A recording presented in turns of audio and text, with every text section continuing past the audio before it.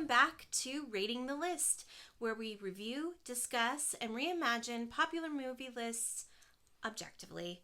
We are your hosts. I'm Jerry. And I'm Brett.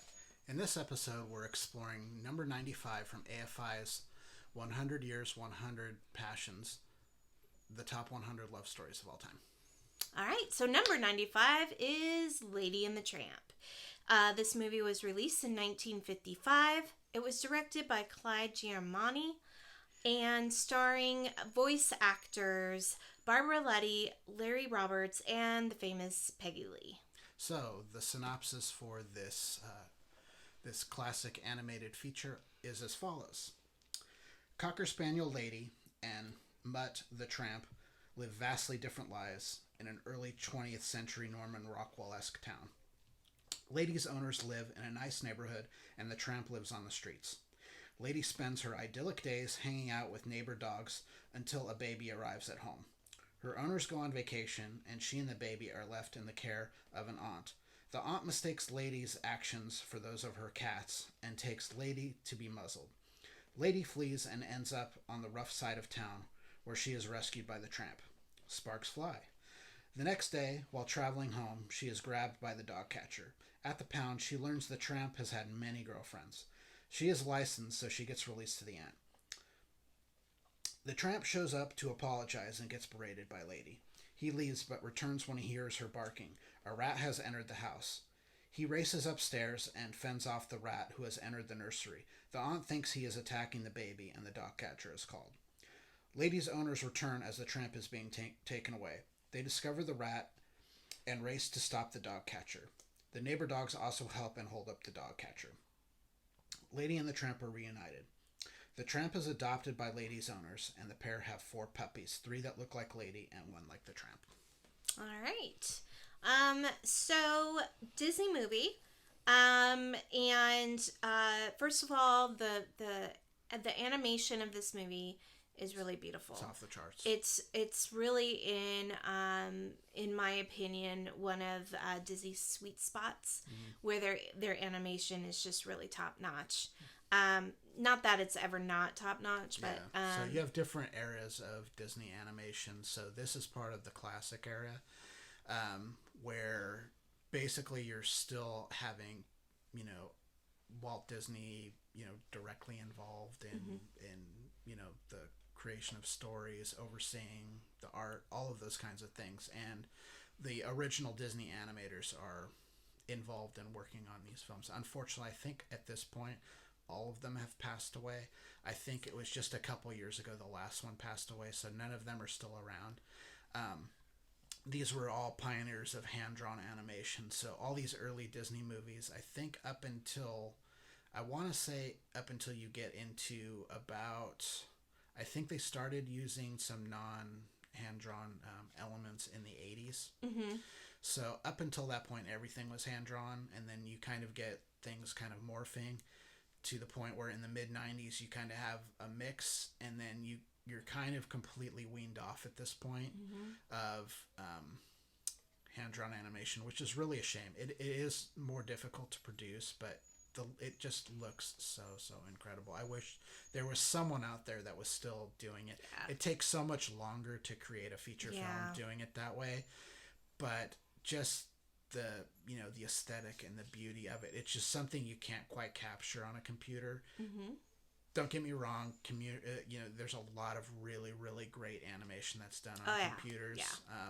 Some of it by Disney themselves, but you just kind of lose a little something with it. And it would be kind of nice that everything wasn't all done that way, and you kind of got a mix of it. So it was really nice to watch one of these classic Disney pieces and just really kind of revel in the beauty of the hand-drawn animation. Yes. This story is a very, classic story. Boy meets girl, girl meets boy, wrong side of the track situation. A Pretty in Pink, if you will. Yeah, a little bit. But the story is very simple. It's very elegant. It's very sweet. It's very,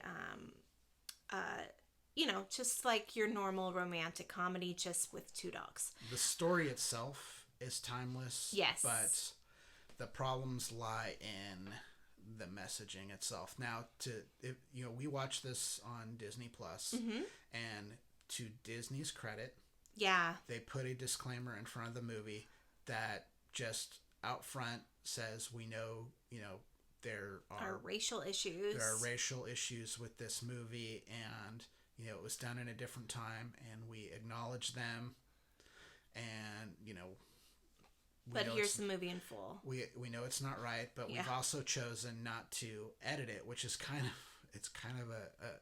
something Disney's kind of known for, is really towing the line, which makes this whole thing that's happening in Florida right now with the governor of Florida, DeSantis, basically saying that Disney is communist when they're like literally like the most capitalist company in the world. They do all kinds of stuff to tailor to other markets. They make edits and things like that to the Chinese market. To they pretty openly, like, even if they shoot something that's got homosexual content in it, they will edit around it for other markets so they don't offend anyone. Right, but I don't think that this was the case. This was just racism. That's what I'm saying, is like, you would think that they would find a way to like they would just like flat out cut out. Like there was one very racial inappropriate song in the movie that they could have just taken out. Right. You didn't really need it. The Siamese Cats. The Siamese Cats. You really didn't need the whole song. You could really cut it out. It's super offensive. It's super offensive, and it's unnecessary to move the story along. And then you get to the pound, and they literally use every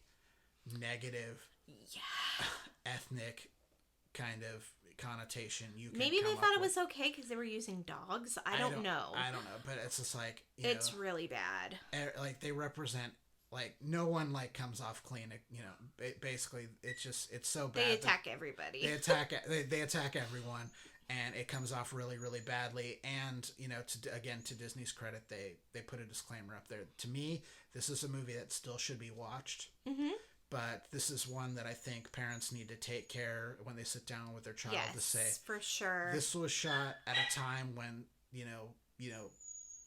they were making, light of these kinds of situations, and this might be offensive to, the people that are in your class, because, kids today. Or you. I mean, this could be an Asian family watching this and seeing that. That's terrible. Yeah.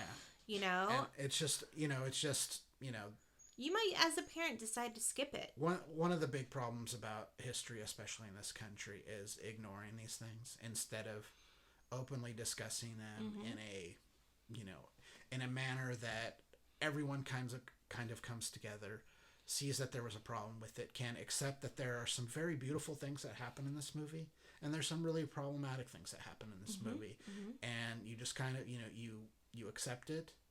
And you know that it's not right, and moving forward, everyone does better. Yeah. So, blatant racism aside, there is a cute little musical number. They had to use Peggy Lee's voice, right? So, just very cute song. He's a tramp, but I love him. It's very, very fun. Yeah. And like I said, it's a very sweet story. There's a little bit of time, like, weirdness. Remember, like, she gets pregnant and then boom, she's got the puppies or whatever. Or something. There's some continuity issues with the movie as well. Like, you don't really know exactly how much time has passed. Like, the wife gets pregnant and then all of a sudden there's a baby there and you're like, did 9 months pass? What's really cute is, Lady has these, like, compadres that she hangs out with in her thing, and she refers to her owners as John Deere and what does she call her? Is it Darling? Darling, yeah. So that's the names of them.